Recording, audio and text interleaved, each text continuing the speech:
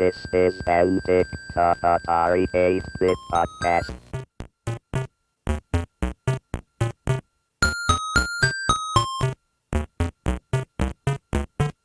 I was really excited about the computer, and I said, do you think I could get a job there? And, he laughed and snorted.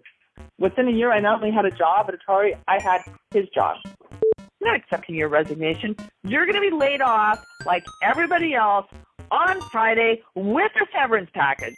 That place was a fiasco, okay? Like, that place was just, whoa. So inside, I'm totally freaking out. I'm this young kid. I don't know, like, am I in really serious trouble? Am I breaking the law?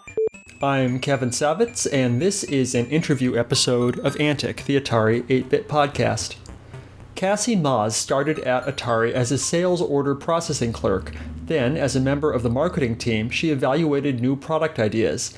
Then she worked in technical support, where she was the high-end tech support for word processing and managed a BBS for users groups. She contributed to the 1984 book InfoWorld's Essential Guide to Atari and wrote for Antic magazine and InfoWorld.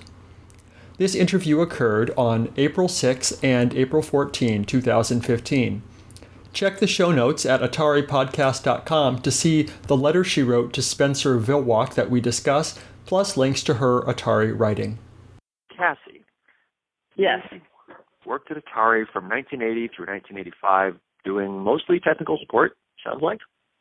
I started off as a sales order processing clerk. Great, we'll get to that.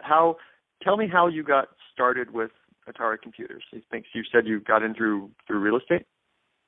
Well, I got my real estate license when I was 18 years old, and I was given a Atari 800 as a gift. Maybe it was an Atari 400. It might have been an Atari 400 as a gift to do my real estate newsletter, to use for my real estate newsletter. And I liked the computer so much. I was just so fascinated by it. I mean, I was also kind of dumb. I really didn't know the slightest thing about computers. So I spent my entire first weekend putting the basic programming cartridge into the little slot, shutting the lid, and then wondering why it wouldn't work. And you actually had to push it in and seat it. And I thought it was more like a battery where you put it in, and if it made contact, that was fine. Like when you shut the lid, it would make contact, and that didn't work. And so first thing Monday morning, I called tech support, spoke to a guy named Dave Minconi, and he kind of, gave me a little bit of a hard time because it was such a stupid thing that he, in his opinion that I couldn't, but he told me how to do it. And once I was able to push the cartridge in, I felt like a total moron. But I was able to get the computer up and running, and that was the start. Nice. And you were doing a newsletter, a real estate newsletter with it? Well, that was the theoretical reason for having it. I don't think I ever did a single newsletter with it. So what did you do with it? I mostly learned. I got back then, like when you got an Atari computer, I don't know. I think it may have come with the basic programming cartridge. I mean, nowadays, you wouldn't know how to program one of these computers. It's, no matter what, right? It's like everything is kind of hidden under the hood. And back then, they gave you the basic cartridge, I'm pretty sure, because I had it right off the bat. And I just started learning how to do basic programming. And I also started learning how to work with the word processor, which I don't know if it was originally called Atari Writer right out of the box or not. I might have started with Word Perfect. I don't really remember which word processor I used initially. It might have been Word Perfect. But I just started working with those things. And back then, it wasn't WYSIWYG. I mean, if you wanted to make something bold, you had to do a Control B before the word and a Control B after the word. So your typed document had all these control characters mixed in with it, so it's a little hard to proofread it and know how the spacing was. There was a lot of printing and going back and checking. So I was kind of learning how to do all of that in the beginning. I would wake up every morning at 6 o'clock, and I would immediately call the Atari tech support line, even though at 6 o'clock in the morning I didn't have any issues. I would call them because they would call me back, but they'd call me back in the order that they received the call. So I wanted to make sure I got a call really early. They usually call me back around 9 o'clock, and by 9 o'clock I had a list of questions for them. That's great. So, okay, I know that when you called Atari, I talked to Kent Smith, you had to say what your problem for calling was. So what would you say at that point in the morning when you didn't actually have a problem yet? Oh, that's actually a really good question, and that's true. You did have to say what your problem was. I'm not sure. I think I would just call and ask for the guy Dave. I think I just called and asked for Dave, and then Dave would call me back later. Sounds like you and Dave must have developed quite a relationship. We did, and it was interesting. I mean, you have to realize that my first time calling in, I had a pretty, I was demonstrating that I had absolutely no knowledge about the most basic aspects of the computer, right? Because I didn't know what the cartridge in. Dave was in the high-end tech support group. He pretty much thought I was an idiot, and but we did develop a relationship. And at one point in one of our phone conversations, I asked him. I was really excited about the computer, and I said, "Do you think I could get a job there?" And he laughed and snorted. Nice. Yeah. Well, let me tell you, within a year, I not only had a job at Atari, I had his job. Maybe because his customer relation skills weren't as good as yours. He did. I don't know where Dave is in the world anymore, but he did have a little tad bit of arrogance, and he could. I do remember how he treated me, and I can tell you that when I got into customer service, I made a point of, telling my own story of my own stupidity to anyone who called and asked for help, because I didn't want them to be discouraged by whatever obstacle they were facing. So I would frequently tell them, "Oh, your problem isn't stupid. Here's what happened to me when I first started." And I did remember how he made me feel, and it wasn't great, but we did become friends after that. Oh, good. All right. So how did you get hired by Atari? Well, I was staying up. I was married. My husband actually bought me my computer, and we were renting a 4-bedroom house, and we were renting a room out. Well, actually, we weren't even renting the house. The house was being rented by a guy named Chris, and I had been renting a room from Chris. It was in a neighborhood I had grown up in. You know how when you're a kid, you grow up and there's always that one rental house? Mm-hmm. Well, in my case, that one rental house, I moved into it as a young adult. So I actually moved into that house that, I spent my entire childhood listening to my parents say, "Oh, that house is an eyesore." Well, it was, but I moved into it, and this guy named Chris was renting out the room. So I rented a room from Chris. I ended up getting married during the time I lived there. So my husband moved in with me, and Chris had another roommate, this guy, I can't think of his name now. I think it was Steve. I'm blanking on his name. But anyhow, he lived in the back room, and he had a silk screening business. But he did a lot of coke as well back then, which it was the 80s. I mean, it wasn't like that shocking. Right. But anyhow, so he would walk past. Bob and I actually paid for 2 bedrooms. So we used one as an office and had it set up with the Atari computer, and then the other 2 guys lived in the back of the house. So he would walk past the computer room every day when he would go home at night, and I'd be in there in front of the computer, hard at work, trying to learn some new thing. And one day he said, "You should get a job there." And I was like, what do you mean? He goes, "Well, they're right in Sunnyvale." I had no idea that Atari was even a local business. And, I was supposed to be doing real estate, but I was really consumed by the computer, so I wasn't really doing any real estate. And he, when he made that suggestion, I couldn't believe they were local, and I thought it would be really fun to get paid for what I was doing. I was really enjoying myself. So where were you in Sunnyvale, or? I lived in San Jose at the time, which is really close. Okay. And so he said, "I know a guy in HR. I can get you an interview." Well, getting an interview is half the battle. So I said, "Great, get me an interview." So what he did is he took his friend in HR, whose name I can't remember, which is just as well. When I tell you the story, you'll know why. So he took his friend out one night, and they went drinking, and he apparently pulled out a bunch of coke and got the guy high and drunk and convinced him he should interview me. And the guy said okay, and so I was called in for an interview. Nice. Yeah. And how did that interview, was pretty normal, or was there coke involved in that too? No, there was no coke involved in that. I did not do coke. I was just living with someone who it turned out was selling it. What happened in that interview, in retrospect, is kind of funny because, I think I was a really good employee for Atari, and yet getting the job there was really, really challenging. During the interview, I was asked if I could type, and I said no. I mean, I was not. I had taken a typing class in high school, but I really wasn't like a typist, like you think of someone who can, go through the keys really fast.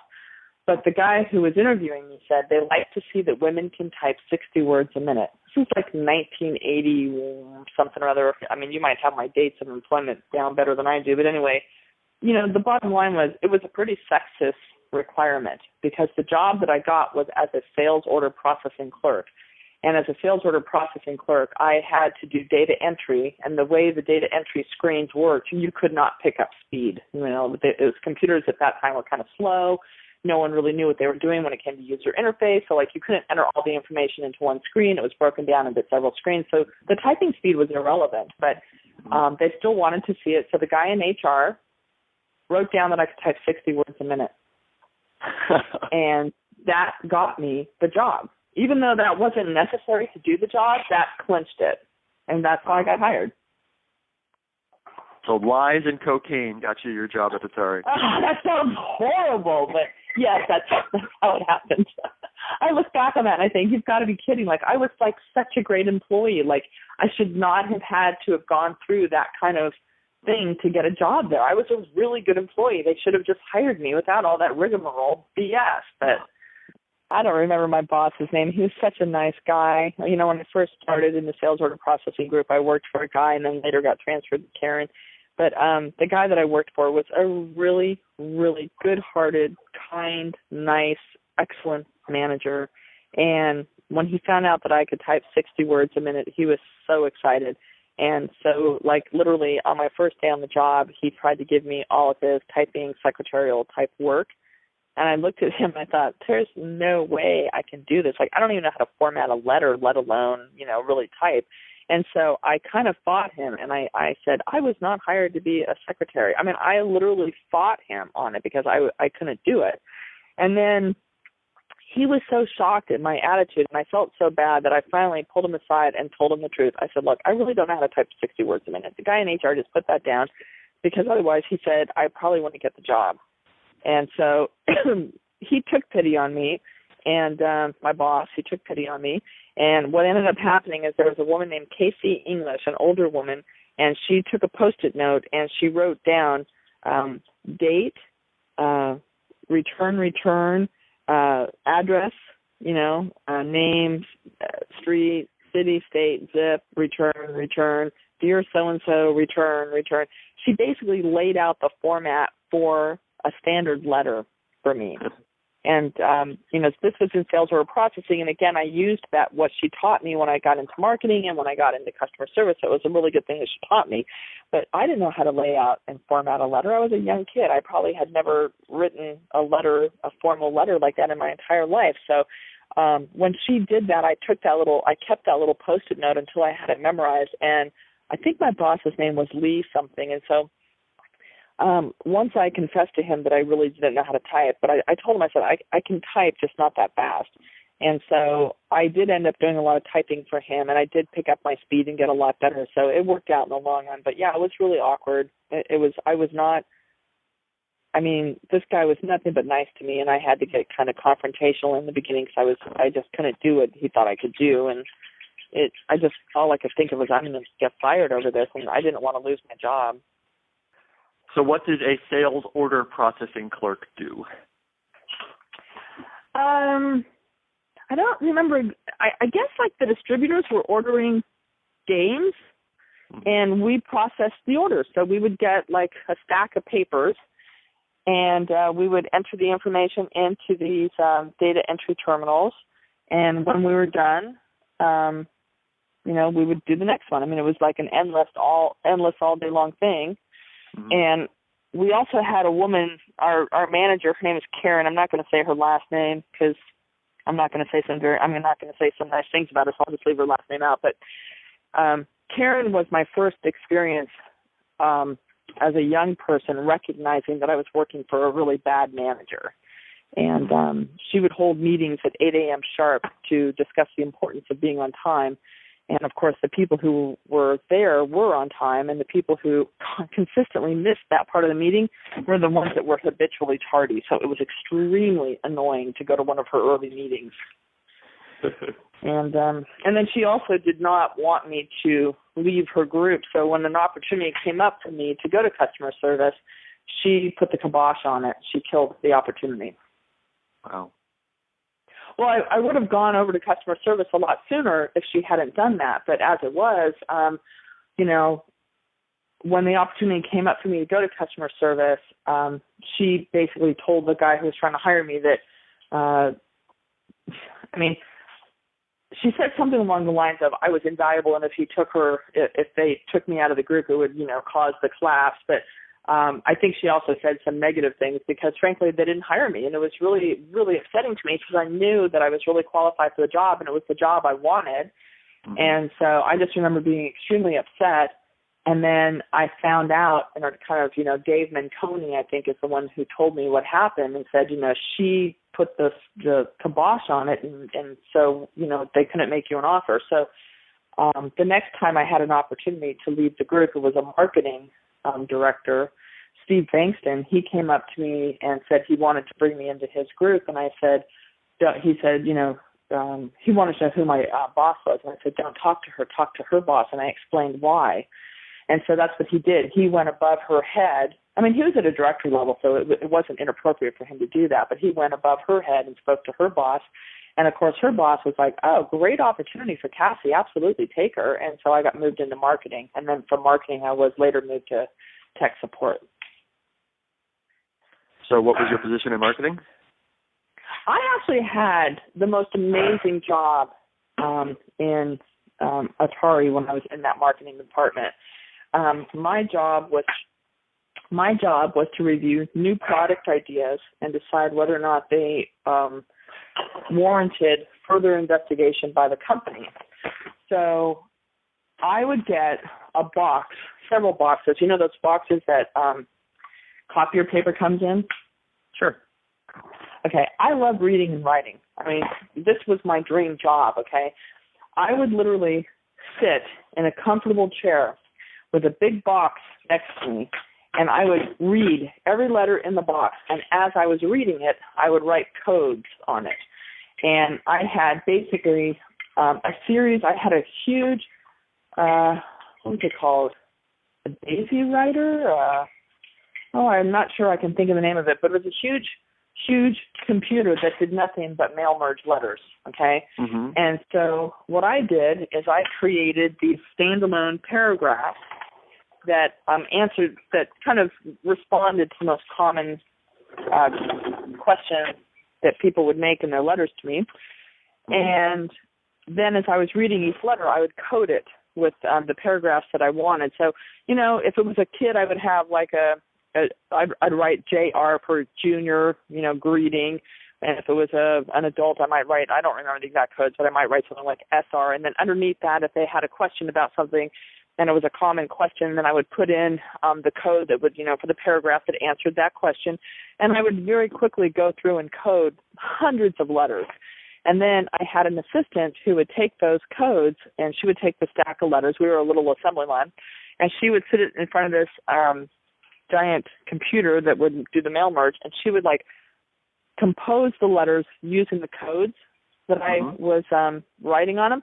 So she'd enter in the person's name and address, and then she would, just kind of go Control-R, Control-I. That's what they were. They were later it was on the Atari writer, it was Control-R and stuff. But anyhow, she would compose the paragraphs by pulling them into the letter. So each letter was kind of a unique letter, but it was really kind of like a customized form letter. So the letters you're responding to were product ideas, you said? Yeah, I mean, we had examples or something?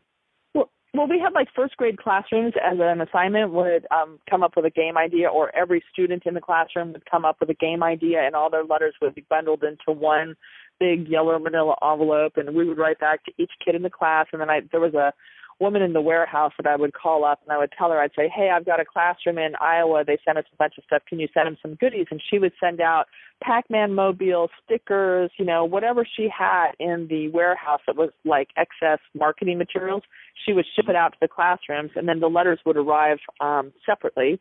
And, these kids were thrilled. And then I also got mail from people like Kathy Geiswhite. She does the comic Kathy, and Michael Jackson's agent and Joe Montana's agent. And they would basically pitch game ideas that involved their clients. And if I thought their ideas were good, then I would set up internal interviews for them to pursue it. And if I didn't think they were any good, then I just sent them a rejection letter. So I had a lot of power in a lot of ways for a, pretty young kid. I think I was like 22 at the time. First, I want to say that individually responding to students is just like the sweetest thing. That's just, I don't know, not every corporation would do that. That's pretty awesome. You get a pitch from a celebrity agent, you handle that one way. But when you got a pitch from just Joe Schmo pitching a game idea, I know a lot of companies in the modern age just like we will not even read them. They'll just reject them out of hand because they don't want to get sued for stealing an idea later. Did right. Atari actually act on or accept any user-submitted ideas and go, yeah, we love that game about your game idea about no. create Centipede or whatever? No, the thing is that someone had to go through and sift through all that mail, right? I mean, they're getting a letter from Michael Jackson's agent was clearly exciting, and getting a letter from, I think we did do something based on Joe Montana. I don't recall off the top of my head, but some of these game ideas, some of the licensing opportunities that were coming through, someone had to dig through all those letters to find them, and that was kind of my job. But at the same time, I responded back to everybody, every single person who wrote to me. And, generally speaking, the method that they were using to do this job was kind of brilliant in a way, because nobody saw any of the letters except for me, which means that they could claim, yes, you might have sent a letter, and yes, she might have responded back to you, but the letter never left her desk because of the process that was followed. So they actually were able to respond in a positive way to all these people, and yet at the same time not really be on the hook for, quote, stealing their ideas. I just recently had a really touching situation on Facebook. Mm-hmm. I was located by one of the recipients of one of my letters recently, within the last year or so. Spencerville Hawk or something. Anyway, this one guy that I had written to as a child posted the letter that I wrote to him on his Facebook page and talked about it and said how much that letter meant to him, how much it motivated him and encouraged him as a young person, and, how he had kept it all these years. And one of his friends said, I wonder if you can find her on Facebook. And they did. They found me on Facebook. And I have to tell you, it was like really, that's like a whole nother lifetime ago. So for me, it was just incredibly sweet and touching to see that he had kept that letter all these years from me. And he posted it on Facebook, which was really amazing. So I got to go back and read what I wrote. And frankly, it wasn't bad for a 22-year-old kid. Nice. That's great. Oh, and there's another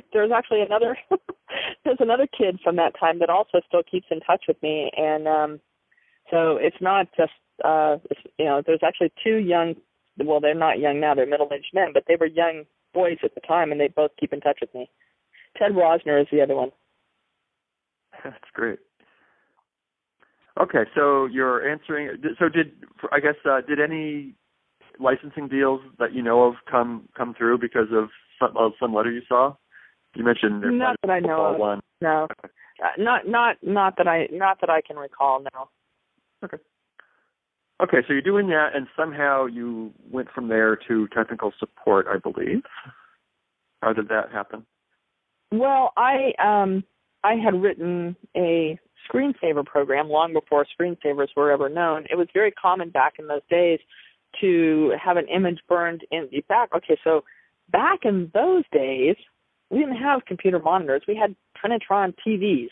Okay, so everybody had a little Trinitron TV on their desk, and it wasn't uncommon to have whatever program you used the most burn an image into the screen of the TV. So, for example, there was this guy who his entire job was to do stuff in VisiCalc, and so he had like this spreadsheet image burned onto his screen. And then the word processing, like the secretaries who used word processing, they would have that image burned onto their screen, which wasn't a big deal if that was the primary program you were using, because it just blended into the background. But I actually created a little screensaver. It was a very simple, small program. It used a random number generator to choose a random graphics mode, and then it drew a random shape and filled it with a random color. And it just would do this repeatedly, and so you had all these images appearing and filling and going away and coming on the screen, and it was pretty mesmerizing. And I had it on this woman's computer. She was the secretary for our marketing group, and I cannot remember her name, but she was just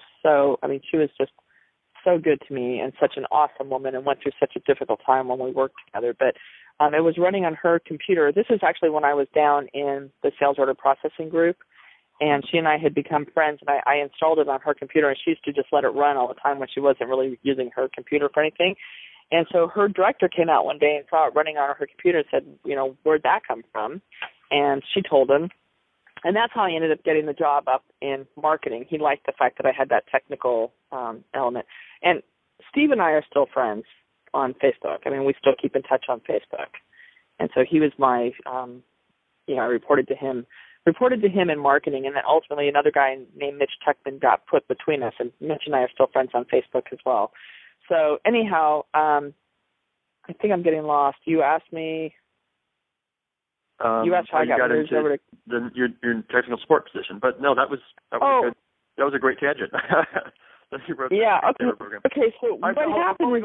I need to ask on the screensaver program. I mean, back in those days, the Atari computer could run one program at a time. It's not like the screensaver is automatically going to invoke itself after. Right. No, you had to run it. You had to run it. Right. Yeah.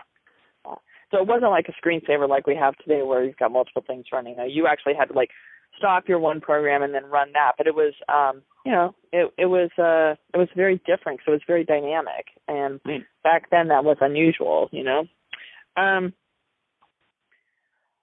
some point, I guess they were starting to do some downsizing, I think, in marketing, and so Steve called me into his office and asked me, what do you want to do? I don't want to see you get laid off. I was odd man out because the marketing floor that I was on, I was the lowest level employee that was not a secretary. So we had all these directors and vice presidents on that floor. We had a group of Harvard MBAs that were all brought on en masse. There were like 8 or 10 of them, I forget what. They all came on at the same time. And so basically we had these Harvard graduates, we had secretaries, directors, vice presidents, and me. And that was like it. I mean, there weren't a lot of there just weren't a lot of people that were really in a position like there wasn't anyone that was like in a position like me. So, I was clearly one of the first ones identified as we need to get rid of her because she's, not a director and all that stuff. So he asked me what I wanted to, and I said, I really want to go into customer service. I want to be in tech support.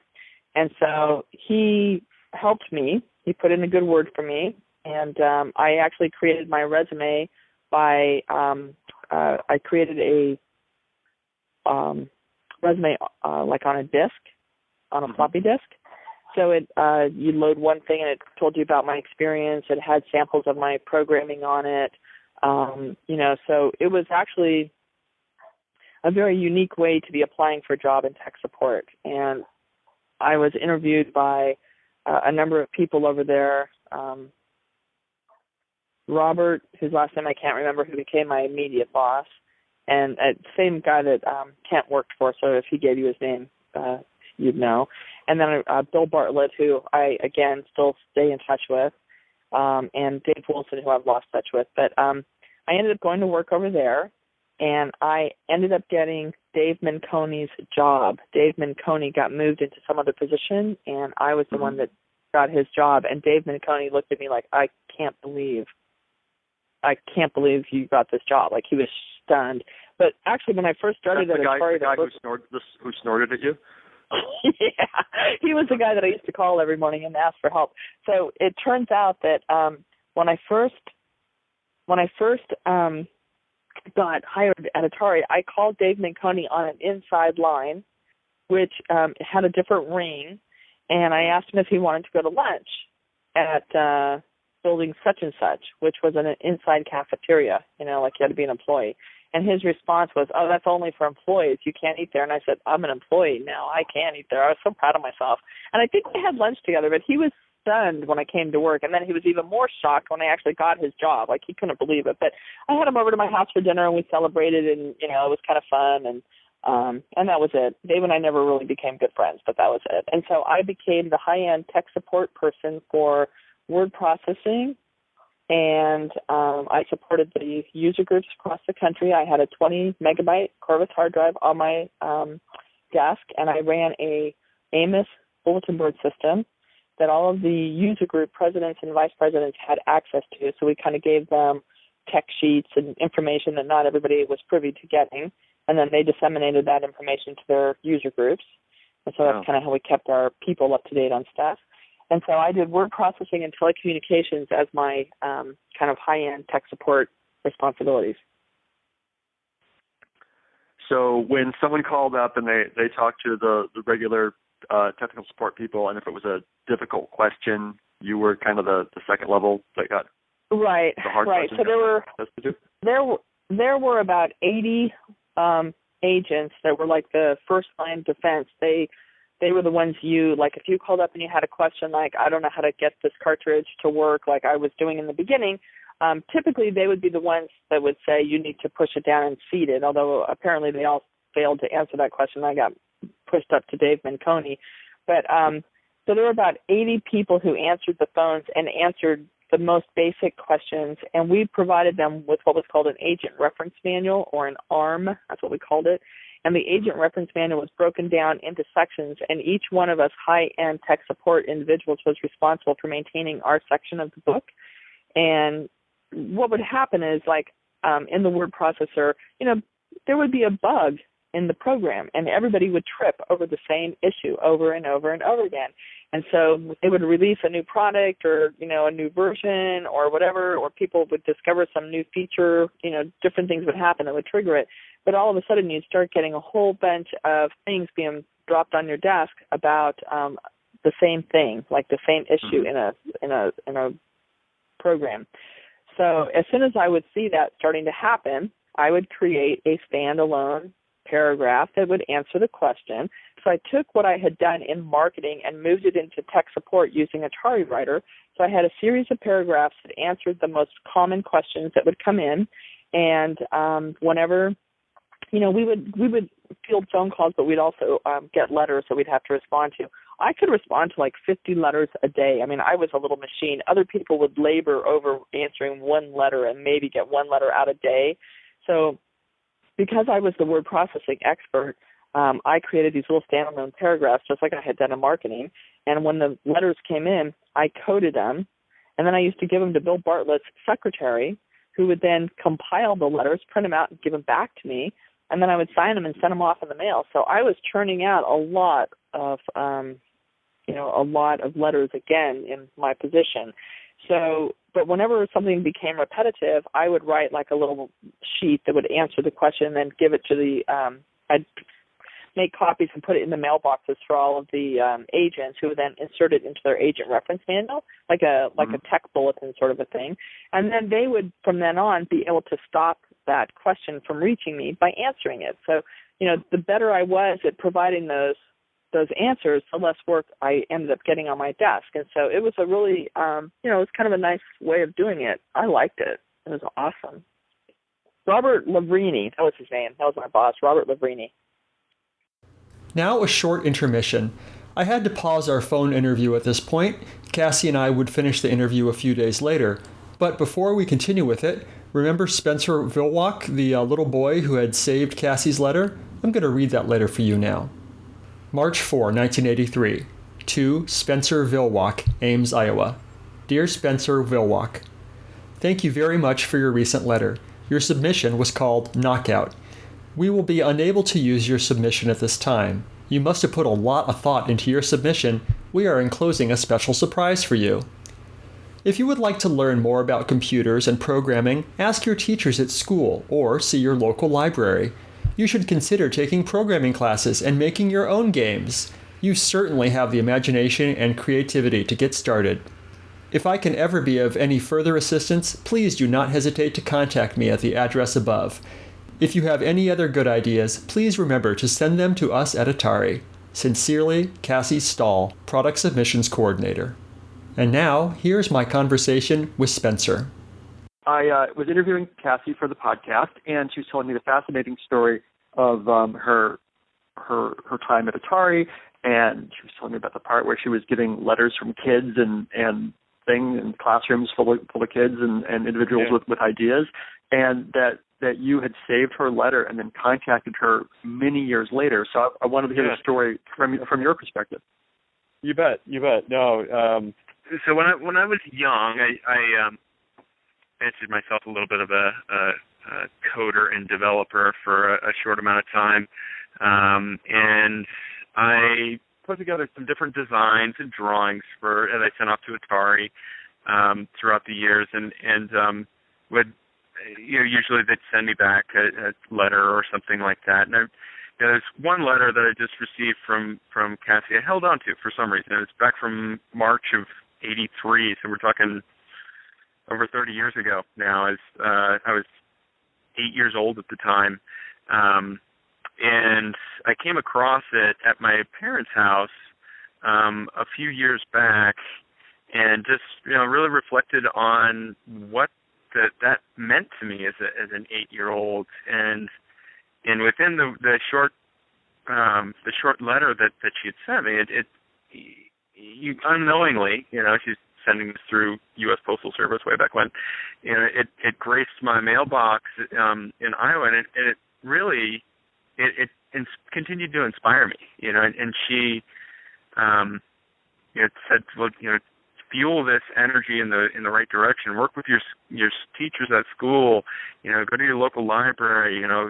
Keep taking programming classes and make your own games. And it really, I took each one of those words with a lot at that time, and looking back on it, I realized how much confidence it instilled within me.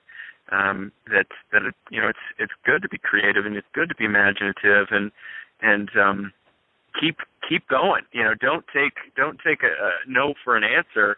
And so it was really, it held a great weight on my mind as a young person, and I think really fueled me in a lot of ways from those formative times for the years ahead. So it was cool coming across this letter a few years back when I was going through it back to my parents' house over the holidays, and came across the letter and reflected on that emotional piece. Took a snapshot of it, uploaded it to Facebook, and just to share it with my friends and family, and actually the social networking came from one of my friends that then decided to jump over to Google, start figuring out who Cassie was, where she's been, and lo and behold, we were connected within a couple of hours after that, and we did share an exchange. This was 2011 when we got reconnected, and Cassie burst into tears and was really emotional and told me the story of that time in her life and her perspective on it. And I was able to share, how it touched me. And she said, I sent those letters out all the time, and I had no idea where they were going and this and that, and I was able to thank her for the gifts that she provided me nearly 3 decades ago, and it's just it's fond memory, and we've stayed connected on social media, and it's fun to keep up and learn more about this person and what their life was in that time, and where they've gone and where they continue to go. So it's a very special story, special connection. That's great. So did you end up doing things with computers, or are you working in computers now? I hammer away on computers, but I got too interested in girls in my teenage years, and I kind of stopped digging my head into C++ and other programming languages as some of my engineer friends went on to continue to pursue. And but no, I never really did, but I did continue to keep a creative lilt on things, and I think I take that approach into life as in my personal life as well as my business life. So nice. Tell me about your Atari computer days. Which machine did you have, and what did you do with it? The Atari 2600. I received for Christmas. It was actually a gift from my grandparents in 1981. Maybe 1980 actually. I geeked out on that thing, and I mean, what was cool is that my parents were very accepting of technology, and there was all the neighborhood kids would come over to my house before we'd walk to school in the morning, and people would start, like I was barely rubbing the sleep out of my eyes, and people would start knocking at the door, ready to come in so we could play Atari for half hour, 45 minutes before we had to walk to school. And these were all kids that then their parents thought they were, just their parents restricted them from using the technology, but they were just seeking it out at my house, and so, I mean, we played everything, combat, Pong, and then as things continued to evolve, got into some of the Activision games, and I remember really loving Pitfall and things like that. But yeah, it was really cool, and I started. It fueled also like kind of the entrepreneurism. I started working, doing different odd jobs and trying to make money, and then save that money to focus on buying a new game. That was the quest, is to be able to then get a new game for the 2600. And it just gave me a great sense of pride and curiosity, and I just loved gaming. Wow. I think my last question is, it says, Cassie said in her letter, your submission was a game called Knockout. Do you remember what Knockout was to be? Yeah, kind of. It was kind of like a Pong style game, but it kind of ended up being like Tempest in a way that later came out. But it was more of a three-dimensional Pong. So there were things that were coming at you, and you had a deflector to be able to then, knock away these different blocks. But yeah, and there was a couple of the designs that I swear, I remember said, wait a minute, this was, the game came out after. It's like, hey, this looks a little familiar to me, but whatever. I was 8 years old, so. Right. Awesome. Thanks so much, Spencer. Absolutely. Have a great day. Thanks. You too. And now the rest of my interview with Cassie. Okay, so we talked some about word processing. We haven't done much about telecommunications. Was this just like my modem's not working, or how do I log into CompuServe? What kind of problems were you getting? Wow. Okay. Well, you just made me remember a whole bunch of stuff I hadn't really remembered before. So the telecommunications, I had a 20 megabyte Corvus hard drive on my desk in my little cubicle, and I ran kind of everything that the user groups around the country needed to access was available on that server. So everything that the president and vice president of the user groups needed was available on that server. So all kinds of information, technical information, just anything that we could really, that we thought that they needed, we made available to them, and they could dial up and log in and access that information. So I was kind of the focal point for all of the user group officers around the country, which was a lot of fun.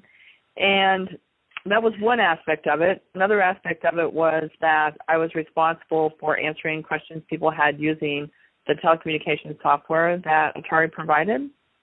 And, you know, a lot of that was just how to configure things so that they could, you know, do what they needed to do. I was a sysop for Genie, which was the General Electric Network Information Exchange, but I don't think that was part of my job. I think that was something I did on my own outside, and I did contribute to CompuServe, but again, I think it was something I did outside. It wasn't part of my job. So the telecommunications was basically supporting the Atari communication software, and then providing it was an Amos bulletin board system that I ran for the user groups around the country. So did someone have to like be vetted? Like, yes, I'm the president of the such and such users group, or you said it was for presidents of the users groups. I'm just like wondering what. We knew who they were. I don't remember the exact details, but we knew who they were. I co-wrote a book called The Essential Guide to Atari that InfoWorld published with Scott Maas, and in that book we listed all the different user groups. So I'm pretty sure I kept a database of all the user groups and the officers. So we knew who, you know, had access to it. That was pretty fun, actually, because back then a 20 megabyte Corvus hard drive was just like an incredible, powerful, amazing amount of storage space, because we were just storing ASCII text. So. Cool. So you were the sysop of this BBS, and tell me more about the Genie and CompuServe. Were you on the Atari forums there, or? I don't remember exactly, but I did a lot of freelance writing, and I don't remember exactly what I did for those two, but I do remember that I went back to Washington, D.C. one time and stayed with Scott Maas and his wife. Scott Maas was at one time the West Coast editor of InfoWorld magazine, and then he became the Washington, D.C. editor, and his wife's name was Manny, and so I stayed with them, and I went to some conference for Genie while I was there, but I don't remember exactly what I did for them. Yeah. All right, since we're talking about Scott, I know that you worked with him on InfoWorld's Essential Guide to Atari. I have a copy here. It is lovely. Can you tell me about what you remember about that project? Oh, it was just a lot of fun. You know, Scott and I were really good friends, and it was just a lot of fun to work with him on it. And, you know, I did a lot of my articles that I had written were used in the book. And then I put together a lot of the kind of, somewhere I have a copy of the book, but I don't have it right in front of me.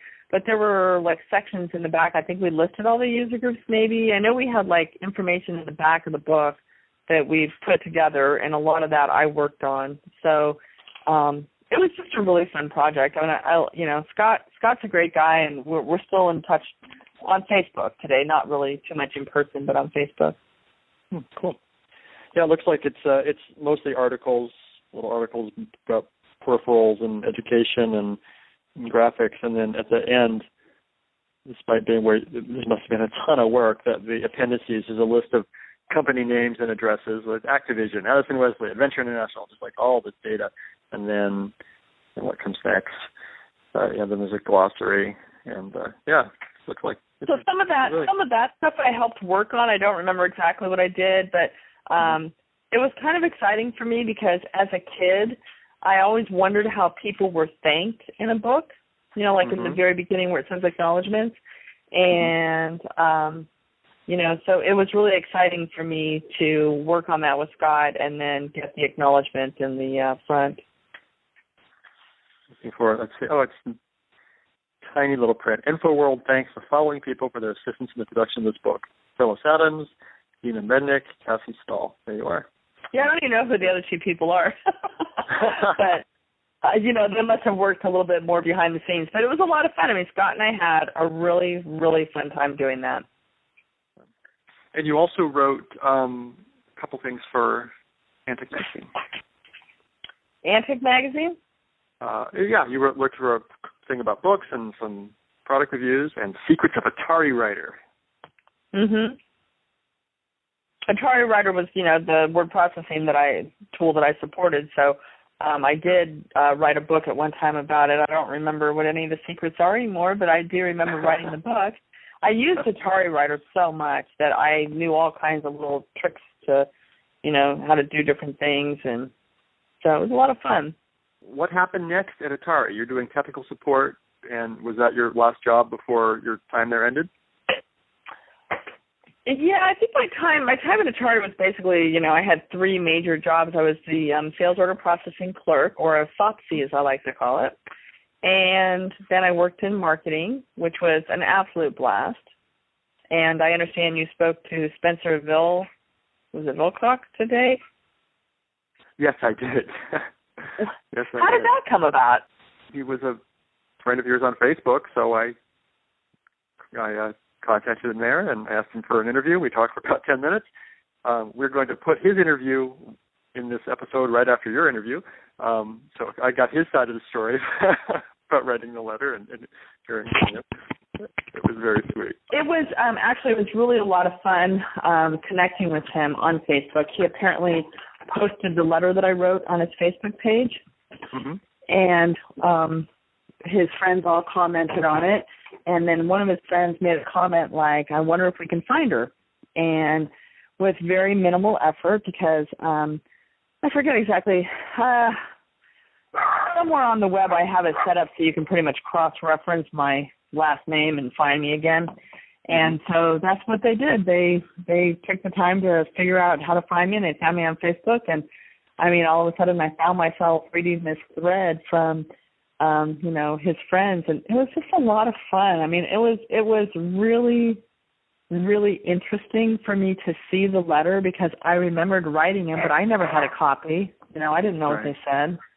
I was impressed with the stationery. I mean, I know Atari just had $1 billion and they can afford nice stationery, but it's super cute stationery. You know what? I don't think I paid attention to that part. Little Pac-Man and missile commands and set of beads running along the side of the page, and it's kind of adorable. So, but it was a nice letter, and he was just like on how it affected him, and how you said things like. Talk to your teachers and ask questions and go to the library and learn the program. And you just like, okay, I'm doing what Cassie said to do. I'm doing all those things. And he really took it to heart for years. I know, that's so cute. It's like so sweet. Yeah. I mean, it was really touching. It was very emotional for me the first time I read his little thing there. I mean, I sent out, okay, so I mean, when life is funny, right? You just live it and you don't think too much of it. And then every once in a while things happen and you stop and you look at it and you think, wow, that's really kind of an interesting turn of events. If I had known my life was going to turn out like this all these years earlier, I would have maybe done things differently, or I would have been more appreciative, or I would have been really happy. And for me, when when I'm talking to you and I'm thinking about it, what I realize is that there were a couple of people that I met during that time, and, one of them is another guy, Ted Rosner, I hope he doesn't mind my using his name, who was basically a young kid, and he used to call tech support and talk to me, and ultimately I put him in touch with another friend of mine, Jeff Bell, who worked in the Atari coin-op. And then he also spoke to Bob Stahl, who was my husband, and he was working in another part of the company at that time. And so many, many, many years later, like maybe about 4 or 5 years ago, Ted Rosner individually looked me, Bob, and Jeff up. We had all lost touch. And he looked us all up, and he put us all back in touch, and we're now all connected to him on Facebook. Jeff put his house on the market. I sold it for him. Bob came and stayed with me for a couple of months when he was, thinking about moving back into this area. So it's just kind of interesting. It's like Ted Rosner is he was just a young kid. Now he's a middle-aged man. He's, like my age. But at the time, he was just a young kid, I mean, we weren't that old when we were working at Atari. I was in my early 20s, and I think Ted was maybe 15 or 16. So he's like 10 years younger than me. But, that makes him a middle-aged man now because I'm a lot older. So, but it's just kind of interesting to look back on it and to see that a lot of those connections and friendships that we had back then, they've really, they've endured, and we've stayed in touch, and it was a really special time. How did your time at Atari come to an end? Well, they were doing a lot of layoffs, and I was really fortunate. I was a good employee, and I was productive, and so I wasn't laid off. I mean, not to say that, there were a lot of good employees who were productive who were laid off early on. I don't mean to, make it sound like all the people who got laid off were somehow not doing their jobs. I mean, entire departments were wiped out, and, it was a pretty sad time. It was definitely the end of an era.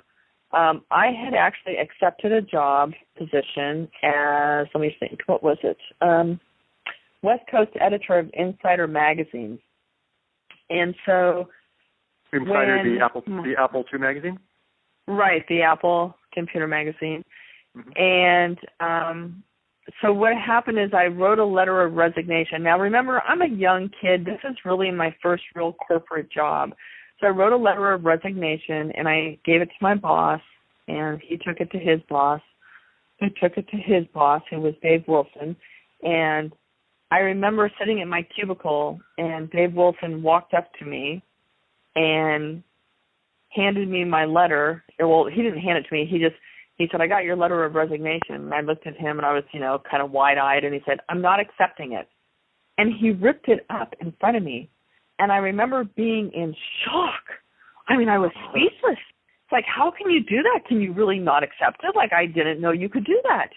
And he looked at me and he said, "I'm not accepting your resignation. You're going to be laid off like everybody else on Friday with a severance package," or on Monday or whatever it was, He goes, "with a severance package." And when I realized, what he was doing, since I was, I hope I don't get him in trouble, but it's too late now. Since I was resigning, that meant he would have to lay off another person. He had a number of people he had to let go. And so by ripping up my resignation, he was saving someone else's job, and he was giving me a severance package. So it was like a huge, kind of exciting win. So I was floored. I didn't know he could do that. And, I had the inside scoop. I knew what was going on at Atari prior to every meeting that was held. So every time Atari would tell the employees, "We're having a big meeting on Thursday," like an all-hands meeting or whatever, I always knew what that meeting was about. Before the meeting happened, I knew what they were going to say, and I knew what a lie it was, and I knew what was actually going to happen. How did you know these things?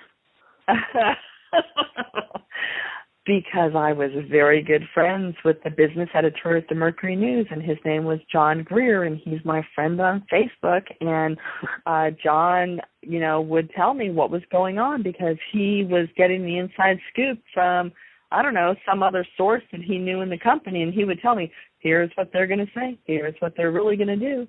And so I knew ahead of time. Like, it was a really interesting situation for me because, here I am, this young kid. I'm in this corporate environment. I knew what was going on behind the scenes. I knew how they were managing it up front. I knew that they were lying. It was just an incredible view into the corporate world. It was an amazing, amazing opportunity for me to learn. For instance, what were they lying about? Can you remember? Give me an Well, I have vague memories of being in conference rooms and listening to them talk and knowing that it was just a bunch of BS and they were going to do something entirely different than what they were saying. And sure enough, they would do what I said they were going to do, and they weren't doing what they were saying. But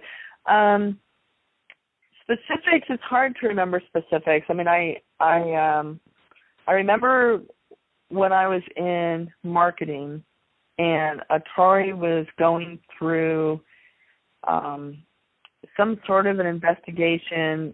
There was a big, kind of a to-do about illegal employees, employees that were not U.S. citizens. Mm-hmm. And I don't remember everything. I just remember that, I took the bus to work, so I didn't drive a car. I got dropped off by a bus. I took an express bus to work. And I would be dropped off, and I'd walk into the building, and I would go up to the third floor, and I'd sit down and sit at my desk. And remember, my job involved reading. So the first thing I would do is I would start opening a box of letters, and I would start reading. It was a very quiet job. I wasn't on the phone. I wasn't typing. So I remember sitting at my desk one day reading the letters and coding them, and all of a sudden I could hear this one executive in a room screaming into the phone and, basically telling whoever he was talking to let them go. They can't keep working for us. And he was talking about, the scandal that was kind of unfolding with the undocumented workers. And I don't know exactly. I get the impression it was like Arizona or New Mexico or something like that.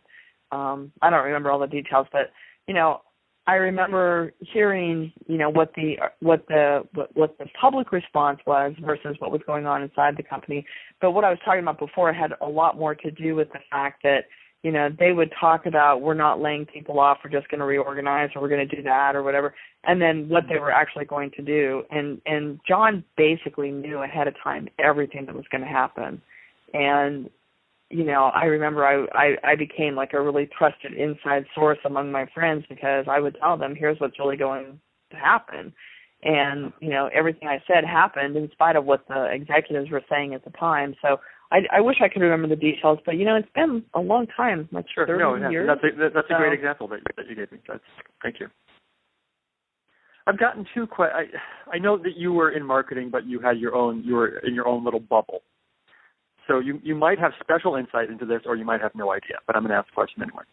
I've had a couple of listeners ask me recently to talk to people who were in marketing and find out why Atari marketing sucked so hard and why it was so inept and why they just made mistake after mistake. And because, or at least why that's the perception, why marketing gets such a bad, Atari marketing department got such a bad rap. Do you have any insight into that? Well, I think that there's a couple of different things here. One is when I think of marketing, I think of the branding and how they presented the products. And I think that in that respect, they actually did a really good job. I think after Pac-Man was released, things kind of went downhill. Marketing, I was involved in marketing. I went to focus groups. I did do a lot of different things besides just that one job. That was the main thing, but I got called on to help out with other projects. International marketing was near me, and I'll tell you what, that place was a fiasco. Okay, like that place was just whoa, like an unbelievable fiasco. I mean, money was being spent willy-nilly on all kinds of crazy things. People were sleeping with each other. People were cheating on their spouses. I mean, it's just crazy, crazy stuff went on in international marketing. In the marketing group that I was a part of, I think it was a much different environment. But at the same time, I remember having a birthday party. Now remember, I'm probably one of the lowest level employees in marketing, and they threw a birthday party for me in a conference room. There was this one woman, I wish I could remember her name, but she threw the party for me, and every single vice president on the entire floor was there, and the whole floor was like VPs. So all these vice presidents came to my party. So you had all these vice presidents, all these directors, their admins, and myself in this conference room, and it's fully catered. Fully catered. There's tons of food, tons of stuff to drink, birthday cake, birthday cookies. I mean, just pretty much an insane party for such a low-level employee, and yet that was really common. So, I mean, there was a lot of wasteful stuff that went on, and as a low-level employee, I'm sure I only saw the tip of the iceberg. But I remember, as young as I was, looking at that room and looking at all those people and realizing how much money those people and that food and that party represented as far as company resources, and being a little bit appalled that it was happening on my behalf. I mean, it was a pretty expensive little shindig. It went on for probably 2 hours. I mean, that's a long time when you consider all the people that were involved. Right, all the VP dollars just standing around. Oh, jeez. God, are you kidding? It's like so much money was in that room. It was crazy. So generally speaking, I mean, I don't really have an answer. I mean, what I most remember about Atari marketing, the big downfall for Atari was they started, let me think if I can articulate this correctly, their distribution channel at one time was a really, really good distribution channel. But when the other companies, Commodore and Activision, started coming out with products, basically Atari told their distributors, if you carry them, we will withdraw. You will not get to carry our products. So Atari tried to turn their distribution channel into an exclusive distribution channel, and they thought that they could pull it off. And the distribution channel basically was like, that's not going to happen. We're going to carry these other products. We're not just going to carry Atari and not carry the other products. And so basically Atari kind of choked its own distribution channels. And I want to say they started competing with themselves, but I can't really, I'm not quite sure where that thought's coming from. But, what Atari did is they basically destroyed their distribution channels. And when they did that, that was the beginning of the implosion. That's an excellent point. Thank you. You say competing with themselves, it popped to mind was Key Games, which I don't know what year that was, but basically that was Atari creating games under a different name. And wait, say that again. Key Games, Kee, I think. Oh. I didn't know that. It was, and that might have been, it might have been just arcade stuff. I'm not sure, but it was basically Atari trying to compete with themselves and increase their market share that way. You talked about the focus groups, and you also mentioned on your LinkedIn you attended focus group sessions to assist in improving the end user experience. Can you talk about that a little bit? There's a woman named Sunny that I worked with. I don't know her last name or anything, but she was kind of the marketing person, and I don't really remember exactly how I got involved in this particular aspect of what was going on. But we would go up to San Francisco, and there were a group of us, and we'd sit, behind a one-way mirror or two-way mirror, whatever, like we sat on the other side of the mirror. And so these people would sit in this room, and, one of the things that they were looking at was keyboards. And I remember we did a lot of work on keyboards because if you remember, the Atari 400 had a membrane keyboard. Mm-hmm. Sure. And the Atari 800 had, kind of your standard clackety little keyboard. So one of the things we worked on with the keyboards was tactile feedback and audio feedback. And it was very interesting. I mean, just watching how people reacted. We had one woman in like a flash of movement, a keyboard disappeared off the table. And it was a membrane keyboard, and she apparently decided she was going to take it home as a little souvenir. So she literally reached out, grabbed it, and tucked it into her bosom. And it happened so fast that it was like that keyboard was there and then it was gone, and no one really knew where it went. And I think they recorded the focus groups, but anyway, somehow we figured out that she had taken it, and then it was this really awkward thing because we had to get it back because that keyboard had been borrowed from some other company or person or whatever, and it had to be returned. And so it was very, very awkward. I think ultimately what ended up happening is the lights were turned out and the person was asked to put it back, and the lights came back on and it was back on the table. So I may not have that completely right, but she did swipe the keyboard. That part is definite, and she did end up giving it back. So it was just a really strange situation.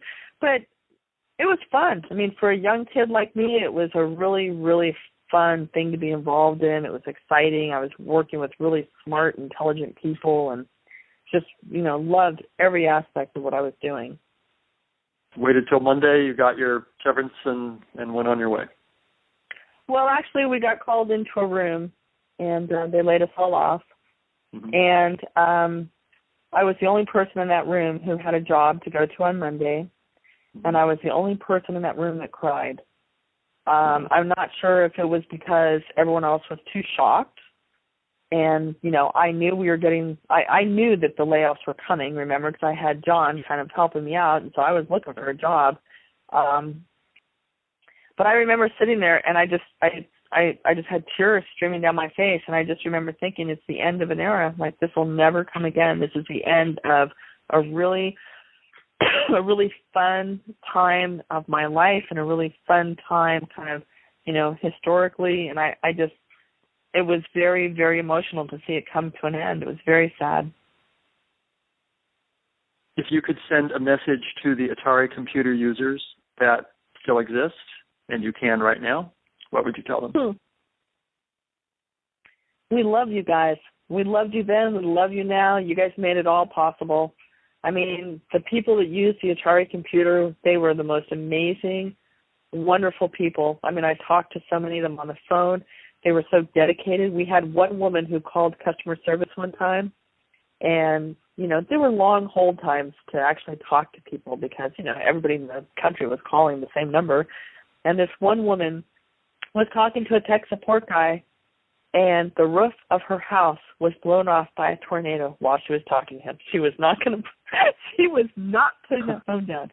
And I think that was just kind of the way everyone felt back then. It was just really exciting, and, you know, computers were so new. And, I mean, the people who used them, I mean, the bond that was created between those of us who were, you know, working with the end users was pretty amazing. I mean, I look back on it, it's like the fact that I'm still in touch with, you know, even one person from the past that's kind of amazing. I've had other jobs. I don't keep in touch with anyone, but no, the people who purchased the Atari products, they're great people. I mean, I still have so many connections from that time. It was definitely one of the most enjoyable periods of my life, and they're the ones that made it possible. Awesome. Great answer. What haven't I asked you yet that I should have? What story is still lingering in the back of your brain that you haven't told me? Oh, there's so many stories. I could talk to you forever, Kevin. So you just guaranteed that 3 people are going to email me going, Cassie has more stories. You're not done. So just tell me the stories. Otherwise, I'm just going to get harassed, and we're going to have to do this again. And I know you're busy. You've got houses to sell, so tell me the good stories, Cassie. Well, I don't know. I mean, there's like personal stories, and then, you know, there's little anecdotal stories. I mean, has anyone told you how crazy it was when the company was sold and everybody was basically stealing their TVs off their desks? All I remember is we all had Sony Trinitron TVs on our desks, because that's what you hooked up your little Atari computer to, was a TV set, not a monitor, okay? And so basically you have a building full of people who are being laid off, and every single person in that building has a TV, a nice, really nice, probably better than what they have at home, TV on their desk. And so pretty much everyone's goal was to get their TV out of the building and into the trunk of their car without getting caught. And pretty much everybody made a run for it, and it was kind of hysterical. And, I mean, you know, some of it was just a comedy of errors. Some of it was absolutely brilliant. I mean, there were people who, you know, took them out back doors. There were people who distracted the guards, and other people, like, would go out in mass out to their cars. I mean, it was crazy. It was crazy. And, you know, people were trying to take home as much equipment as they could because, I mean, frankly, if the company's downsizing, they're not going to use the equipment that was on your desk anyway. So people were just trying to, like, take as much as much stuff off their desk as they could. And it was pretty funny. I mean, there were guards at the front doors, but everybody was working in cahoots to make sure that other people could get their stuff out of there. And it was just really crazy. I mean, it was just like this really crazy. I only, you know, it all took place kind of in a very short period of time, but it was crazy. It was like maybe within a day or two when people were trying to do that, because it was like it was over and then this was going on and then people were being laid off right after that. So, and then I remember there was a story of like a whole bunch of really nice cars were found in a warehouse. I don't know if you heard this story. No. But I mean, Atari had so many assets, they didn't even know what they had. And so they had, they found like some building and they opened it up and it was being used to store cars, and they were really nice, fancy, expensive cars. So Atari just became really big and out of control, and there's other stories, Kevin. I mean, seriously,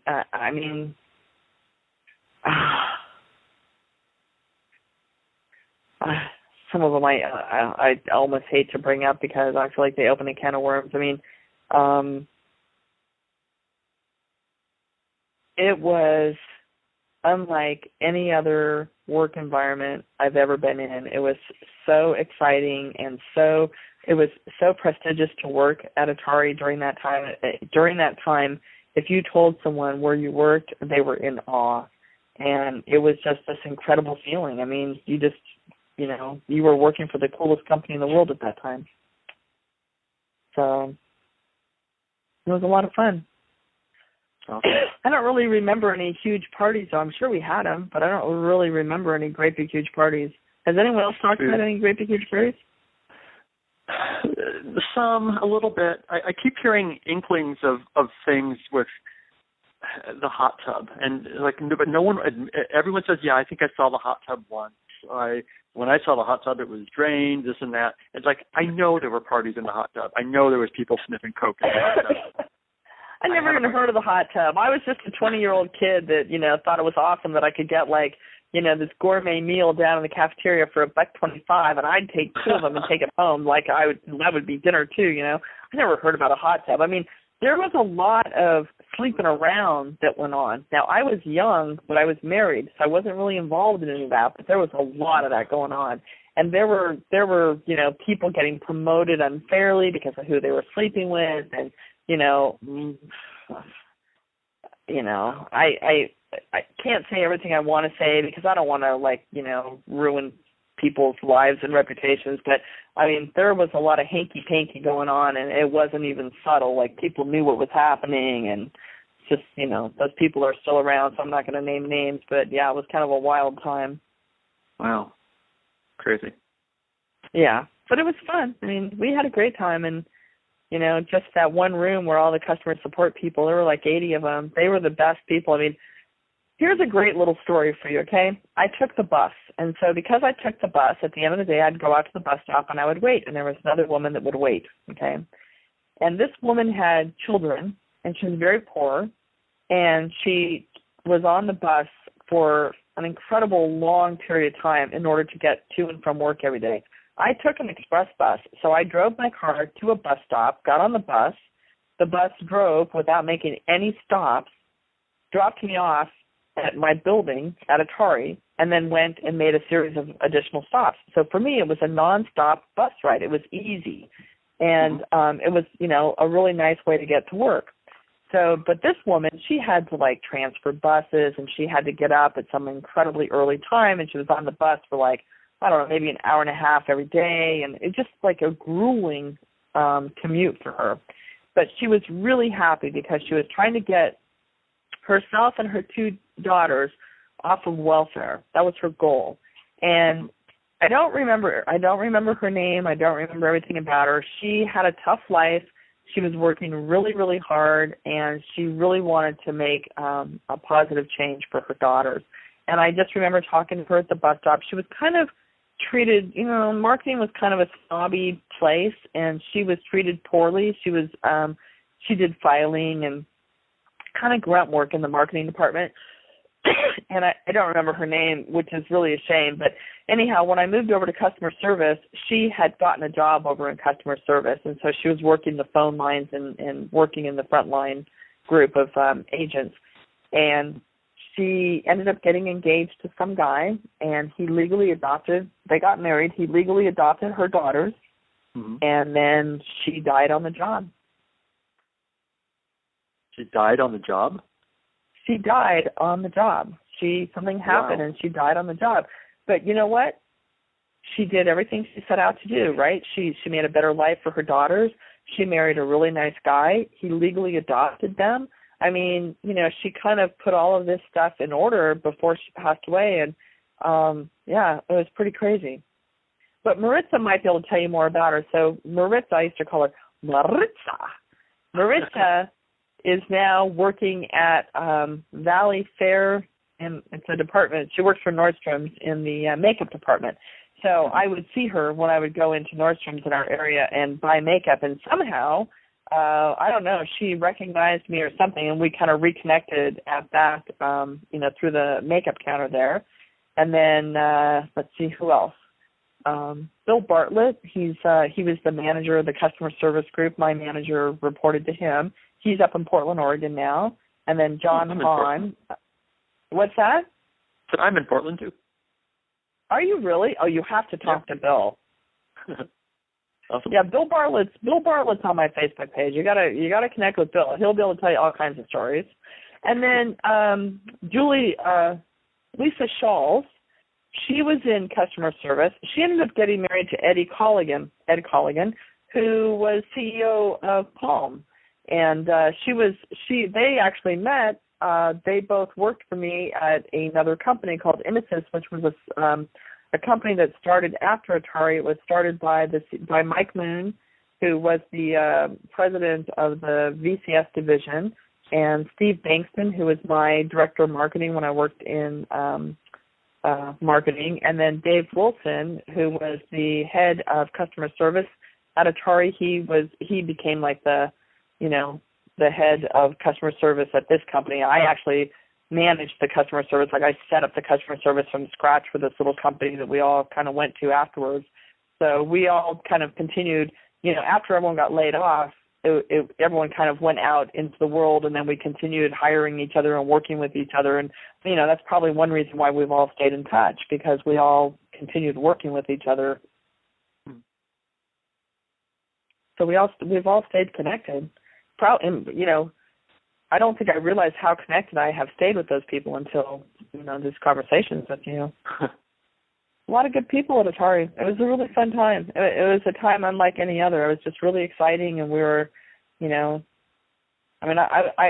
was a fabulous time, a great place to work, just a great place, a lot of freedom, a lot of, just a great sense of camaraderie, a fun product to be working with, fun people to talk to, like the customers would call in and have questions, and you'd help them out. And, I had people send me gifts all the time when I was in customer service. I had a guy send me an entire case of Smarties. I had a kid send me the Hitchhiker's Guide to the Galaxy as a thank you. I had someone send me makeup. People were like, they connected with you when you're at Atari, and they would call you back and ask for you. And in the beginning of the story, I told you that I was a customer, and I would call every day, and I would ask for Dave Minconi. I want to talk to Dave. And, I sometimes would have to wait hours for him to call me back, but I wanted to talk to Dave. And when I got into his position, it was the same thing. People would call, and they would ask for me. I want to talk to Cassie. So it was a little bit different, I think, than a lot of other jobs. I'm not sure if there's anything quite, comparable to it nowadays. I don't know. I don't know that anyone provides tech support quite like we did. And, it was such a beginning industry back then, tech support, right? Because really hadn't been done on a large scale. So, Kent Smith actually wrote a little program. We started off by writing, keeping track of our calls and making hashtags. I had a call about this product, and I had a call about this product. And then we started refining it. Okay, they called about Atari Writer, and this was the issue. And, we started keeping better track of the phone calls that we were getting. And then Kent Smith wrote a little program that would track them. And then, or maybe it was Bill Bartlett, I'm not sure. I know Kent later on wrote something that I used at another company. But Bill wrote something, and we'd enter all of our stuff in, and at the end of the day, we'd run a report, and we'd evaluate our reports, and we'd say, we're getting a lot of calls about, this, like how to, like there was some bug maybe in Atari Writer, and if you did a series of things, something weird would happen. So once we became aware that that was happening to a lot of people, we would write a technical note about it and pass it back to the agents. And then we'd meet with the group that had developed the product and tell them about it as well so they could fix it in the next rev. So, it was kind of it was really fun to be there when all of that was evolving. And now you've got things like Remedy software, which is, a really high-end kind of tech support type software package. That stuff didn't exist back when we started. It wasn't in existence. And so, we were literally making hashtags on a piece of paper to keep track of stuff. And then over time, these things began developing. And I remember working for other companies and seeing these tools come into place. And it really made me aware that we didn't have those tools at Atari. We were just really striking out. In the beginning, it was kind of a new frontier. It was all very new, and, we were all doing the best we could. We were doing a good job, but those tools just didn't exist. So, but anyway, and then there was the whole thing about, there's one very personal story that happened to me at Atari, and I've kind of debated back and forth about whether to talk about it, but I think I'm going to tell you. Okay. I'm not quite sure how to start. Let me think. I was in the high-end tech support group, and one day something happened. I don't remember exactly how it came about, but my manager came up to me and said that something was going on, and he needed to drive me over to security. They wanted to talk to me. And I was like, really? What does security want to talk to me about? He said, I don't know, which was kind of a weird answer, very vague. And remember, I'm young. I'm in my early 20s. I'm a very young kid, never worked for a large corporation before. I love my job. I mean, my job to me is like the endless vacation on a sunny beach with, it was just like I was so happy working for Atari. So we get into his truck. We drive several blocks away, actually quite a bit a ways, to another building, and we walk into the lobby, and I remember they had a rather, I think it was kind of a small sign that said security and had a little arrow or something, and so I think he walked with me. We're walking through this maze of a building, and as we're walking, the signs that say security are getting bigger, and it's a more of a ominous kind of a feeling. And at some point, I become aware that I am being accused of something, although I don't really remember all the details of how, everything happened. So the next thing I know, I'm in this room with this guy, and I'm being interrogated. And when I say interrogated, I mean, I'm sure it was just some guy sitting across a desk asking me some fairly benign to him kind of questions. To me, I felt like I was wearing an orange jumpsuit in Guantanamo Bay, and I was scared out of my mind because the questions they were feeling that sort of thing. Oh, it had that feeling. Okay, like I'm sure that in retrospect, I can tell you right now, there was the whole situation was designed to intimidate, but it wasn't probably anywhere near as bad as my memory makes it out to be. But again, I was a really young kid. I was really afraid. So for a little bit of background, I was doing freelance writing. I mean, you can see that when you look at my LinkedIn account. I was writing for Antic and InfoWorld, and I was writing software reviews for the Apple computer as well as the Atari computer, which nowadays would seem like an odd thing to do, but at the time, they just really wanted to promote computing. They didn't care so much that it was another company. And I didn't work for the computer part of the company. I worked for the video game part of the company. So they actually paid me an additional $50 on top of what the magazines paid me for every article that I wrote. And back then, $50 was a lot of money. Okay? They're paying you just to kind of promote the Atari name. No, just to promote, just having anything published, they were paying me $50. So I would write an article about a piece of software that worked on an Apple computer, and they would pay me $50. They probably didn't intend for that to be, doled out for someone who was writing software reviews. Like maybe it was more, PR puff pieces, or I'm not quite sure why they did it, but they did it. Okay, so who am I to argue? I'm a young kid. I'm making $16,000 a year, so when I get a chance to get a $50 bonus, plus $100 from the magazine. I was all over it. I mean, it was a really nice way.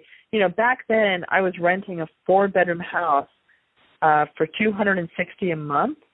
So for me to pick up an extra $150 was a really significant amount of money.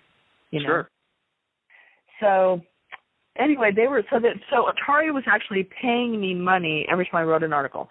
So I get in this room, and they're asking me really vague questions like, tell us everything you've ever done that might have been a conflict of interest since you've started working for Atari. And I wasn't sure if what I was doing was a conflict of interest or not. So inside, I'm totally freaking out. I'm this young kid. I don't know, am I in really serious trouble? Am I breaking the law? I mean, I just didn't really have, I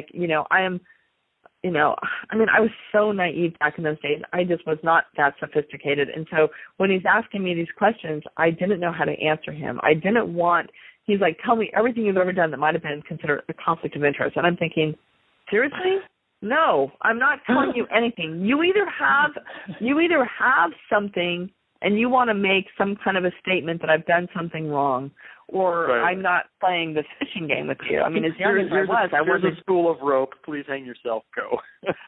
Yeah, and I'm like, you know what? No, you take the rope and tie the knot. I'm not helping you in this process. But it was so upsetting to me, I started crying. So they somehow, I don't remember exactly. I don't remember all the details. All I remember is I ended up. They were done when they started to interrogate me.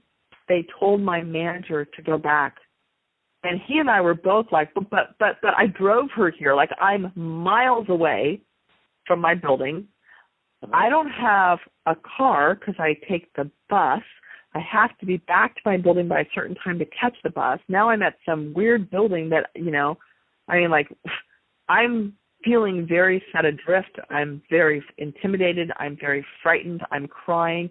And my only lifeline is my manager, and they're telling him to go back to his office. It was so scary. And I still had no idea why I was being called in there.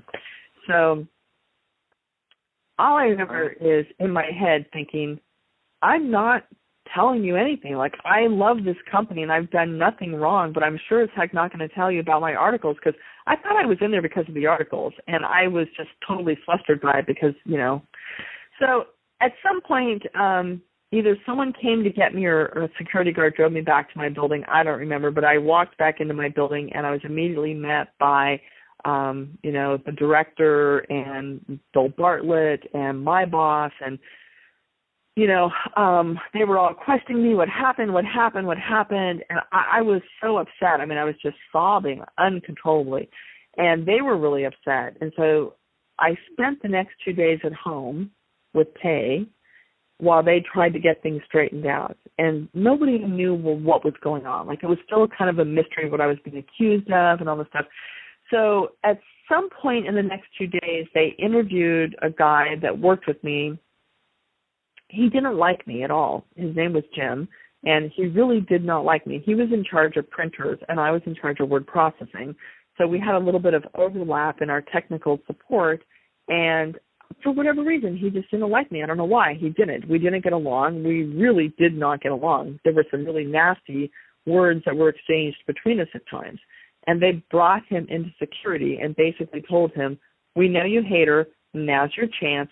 Throw her under the bus. Give us the dirt. And he just kind of looked at him. And as much as he and I didn't get along, he looked at them and said the nicest thing in the world. He said, she loves this company. She would never do anything ever to hurt this company or jeopardize her job. Like, what are you guys doing? Like, he basically shocked them by his response because, so anyhow, they ended up reading or letting him read this letter that had been sent anonymously to them, accusing me of selling pirated Atari software. Huh. He read the letter, and he knew who wrote it. Because you know how when people write things, their voice comes through? Sure. He knew who wrote it. And it was a guy that had just recently left our group, And ironically enough, that guy had a journalism degree and had never had an article published. And here I was getting articles published right and left in all these different magazines, Antic, InfoWorld, different publications. Mm-hmm. And this guy was jealous, and he wrote this horrible letter accusing me of selling pirated software. And the funny part was is he accused me of using Federal Express to ship it to some place in Texas. And, when you do FedEx, you have to fill out a slip, and, we had this whole internal process. I never sent anything out FedEx, and so they were able to look that up and verify that I never used the FedEx envelopes, okay, ever, for anything. So, but what really happened is the group of guys that I worked with, they basically took this guy out to dinner. He wasn't in our group anymore. They took him out to dinner, and they set him up. They basically told him, Jim basically said, she's in so much trouble. They've got a camera over her desk. They're running surveillance on her. She's going to, and they were basically, they basically got him to confess that he had written the letter because they made it sound like whoever did this, what an awesome job. And they came back and they told security. And, of course, there's nothing security can do because the guy didn't work for the company or anything. And then I'm at home for 2 days bawling my eyes out. My life that I love is over. And I remember I got a knock on the door, and it was Bill Bartlett. He came to the house to see how I was doing. And, I'm just literally sitting on my couch, and my coffee table is filled with wadded up tissues, and I'm crying and crying and crying. And Bill's like, no, we all know this is a false accusation. We've got your back, don't worry. And all I could think of was, but I've spent 2 days at home. Everyone's going to think I'm guilty because I haven't gone to work. So I don't remember going back to work. Like, I don't have a distinct memory of, returning to work after that. But when I did go back to work, everything was fine. The head of security at Atari I don't remember his name, but he was he had done security for presidents. He had worked for the CIA. So he wasn't like some minor flunky guy. I mean, he was, a bigwig guy in the world of security. And so his intimidation, little behaviors were pretty intimidating. Like I was upset for good reason. I mean, I had been intimidated by someone who really knew what they were doing. And I remember the HR lady took me back to security and walked me back to his office, and he apologized to me. And then I went back to work and everything was fine. But that was probably, for such a young kid, that was probably the most traumatic work experience I have ever had in my life. And, so that was, and of all the people to go through that, it's like I never did anything wrong at Atari. It's like, are you kidding? You had people like, skimming here and skimming there and, insider trading. And, you had people starting wineries with the proceeds from their insider trading. There was so much stuff going on in that company, and they came after me. Looking back on it, it's absurd. But, so that was my most traumatic time at Atari. But, wow. Thank you for sharing that. I know. It's like the one dark cloud. It really was really scary, and it was really scary. I was, I look back, I was so young. I was just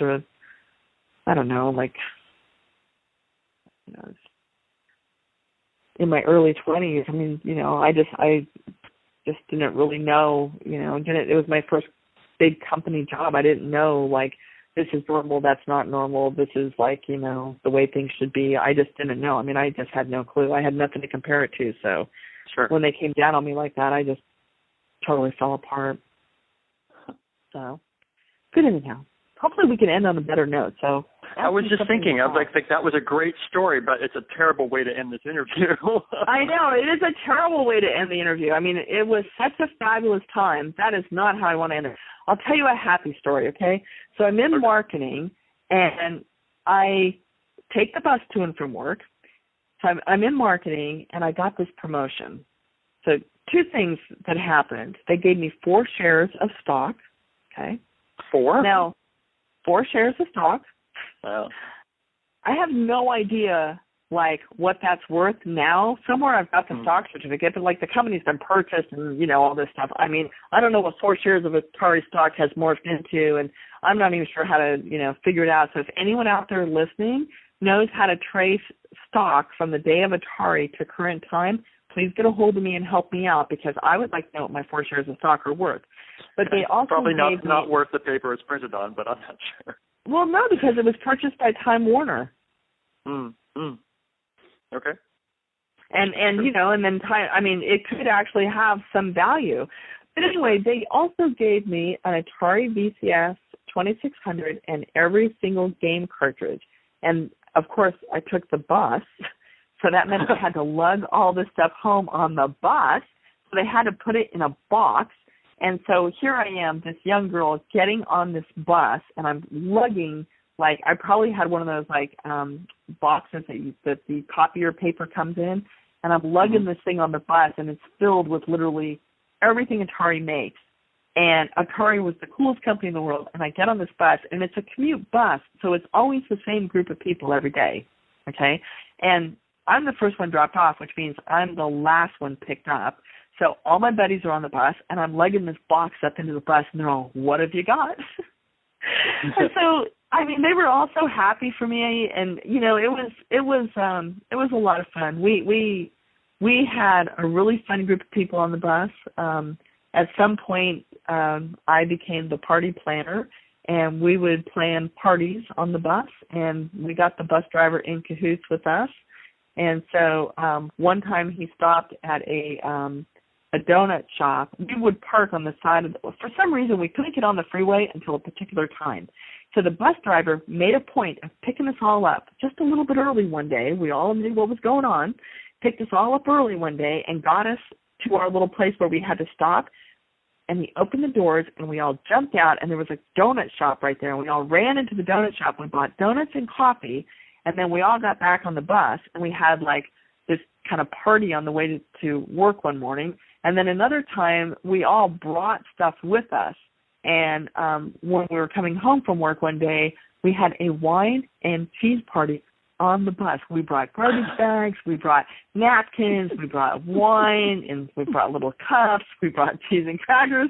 So we're all sitting on the bus as he's driving down 101, and we're all eating cheese and crackers and drinking our wine. And, you know, when you think of people taking a bus like that, I mean, like, every once in a while we get some new person, right? And they get on the bus, and the first thing they would say is, "I don't normally take the bus," like they're so ashamed that they're on the bus. And meanwhile, they're saying this to people who take the bus every day and love it. And so, yeah, the bus was a lot of fun. And when I brought that box of goodies on the bus, everybody was so happy for me. And, you know, so it was, so that's a better ending, isn't it? That's a much better ending. My little bus family. Yeah, it was a lot of fun. It was a great time. Atari was a really interesting, I mean, like, Atari was my first company. You know, I got a real estate license right out of high school. I did not go to college. I ended up working at Atari. And then when Atari broke up and everyone went their separate ways, it was the equivalent of my college education and graduation, because when you graduate from college and everybody goes off into the world and gets a job somewhere, you have all these connections. That's exactly what I experienced at Atari. So it was, I mean, it was just a really, really unique period of time, and some of the stuff that went on. And, you know, I know you're going to broadcast it, so there are some stories I'm not going to tell, you know, because out of respect for, you know, some of the people involved, and I may not know the whole story, and it may paint them in a bad light, and there's no taking it back once you say it. So, well, I'm going to put you in touch with Bill Crooks. He's one of my friends on Facebook. He was in R&D at the time, and he will have some more wild stories to tell than I will. But I actually met him for 15 minutes at Atari. He was doing R&D. So I remember for some reason I was being given a tour of the R&D department, and we walked up to this guy who was in front of a bank of TVs, and they had this little animated guy walking back and forth. And the little animated guy was like a little snippet of code that somebody had written, and it was a really cute little animation of a stick-figure guy walking across the screen. Only in this case, he was walking across like a bank of TVs. And this is back in the early 80s, And synchronizing movement flawlessly across a bank of TVs was not really something that was done. You see it all the time now, like at stores where they have an image, But back then, it wasn't done. And Billy was sitting in front of this display, and he just had a really, like, when you talk to him, you'll know what I mean. He just had this really kind of positive energy and a very distinctive vibe about him. And then I have a younger sister. Two of my sisters worked at Atari, and you should talk to both of them as well. Okay. Laura Garcia. She worked in international marketing, which is how I know a lot about the shenanigans that took place, but I'll let her tell you about them. And then Lydia worked at Atari, but she worked in the customer service group, and she worked with this one woman whose name I don't remember. But Lydia was really young at the time. She was 6 years younger than I was, so she was pretty young. She would go in and learn a job, and then after she learned how to do the job, she would write a procedure to do it in a more streamlined fashion. And then she would get moved to a new job. So she and this manager, whose name might have been Joanne, but you still know for sure, they became really good friends. But they were kind of like this little hatchet team. They'd go in and basically turn a very inefficient work group into a very efficient work group, and people would get laid off. So Lydia has some of her own stories to tell. So, those are my two younger sisters. And then Bob Stahl's got some stories to tell. He was my husband at the time. He worked in another department. Thank you so much, Cassie. All right, you take care. You too. Thank you so much. Good night. Okay, bye-bye.